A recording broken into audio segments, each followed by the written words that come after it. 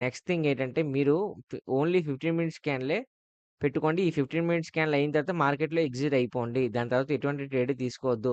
మీరు market హ్యూజ్‌గా observe చేస్తే మీరు ఏ డే తీసుకున్నా సరే మార్కెట్ అనేది మొమెంటమ్ అనేది మీకు ఫస్ట్ 30 మినిట్స్ వోలటైల్‌గా ఉంటది. దాని తర్వాత మార్కెట్ అనేది కన్సల్టేషన్ అయ్యే ఛాన్స్ ఎక్కువుంటది.